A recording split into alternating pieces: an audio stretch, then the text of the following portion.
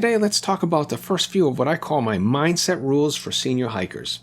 These rules are all interrelated, so you'll hear a lot of overlap between them. Rule number 1, age is not just a number. I covered this briefly in my intro video, but let's take another look. We can't do in our older years everything we could decades ago. That's just reality. But it doesn't have to be limiting as long as we're willing to adjust.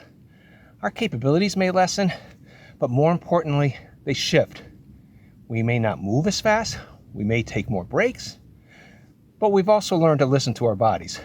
We pace ourselves better. We avoid mistakes that younger hikers often make. A lot of what we used to do through sheer energy, we now accomplish through awareness. It's that awareness, that experience, it's its own kind of strength. So when people say, age is just a number, I get the sentiment, but sometimes that phrase backfires. It implies we should still be able to do everything we once could. And when we can't, it could feel like failure. But it's not failure, it's just change. It's not about keeping up, it's about showing up and adjusting.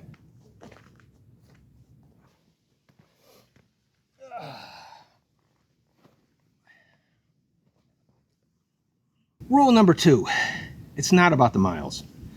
If we focus too much on the number of miles we cover, we miss something important. Success on a trail isn't about how far you went, it's about how much you enjoyed the experience. There's a saying about traveling. Everyone tells me how far they've come, but no one tells me what they've seen.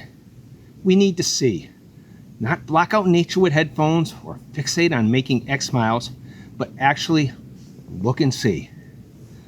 There's another saying among hikers, embrace the suck.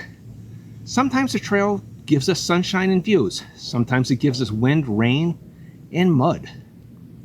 If you've ever crossed one of the balds on the Appalachian Trail, you know what I mean. In good weather, it's glorious. In bad weather, it's exposed and brutal, and you wonder why you're doing it. But even those hard days can be satisfying. Getting through them builds confidence. Not just that you made it, but that you adapted and you came out okay.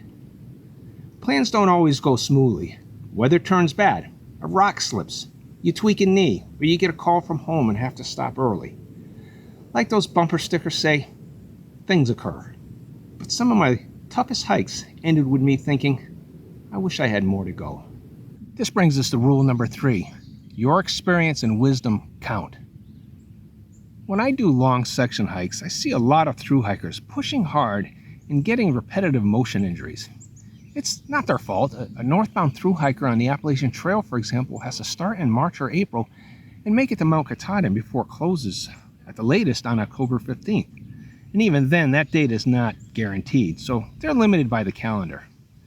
They're usually in great cardiovascular shape, but sometimes their joints just can't keep up with their heart and lungs. They can hike 25 miles a day, but their knees say otherwise. If you can section hike, you can pick as long or short a section as you like, and your choices are much freer. I've hiked sections as few as 10 miles and as many as 566 miles on a single trip. I've had trail injuries too, but mine came from an occasional accident, not overuse. That's partly because I've learned when to hold back.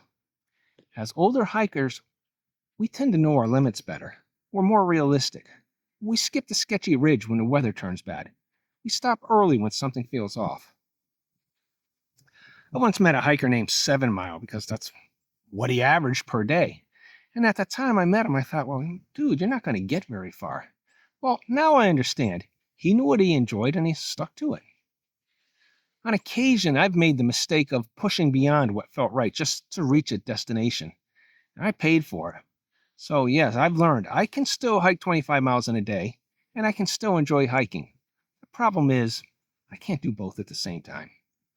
So those are the first 3 mindset rules I've learned as an older hiker. Adjusting to the reality of aging, focusing on the experience instead of the distance, and trusting the wisdom you've earned over the years.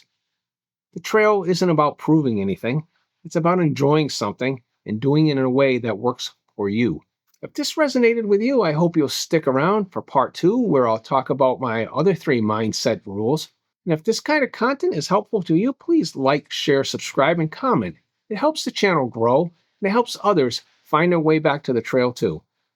Thanks for listening.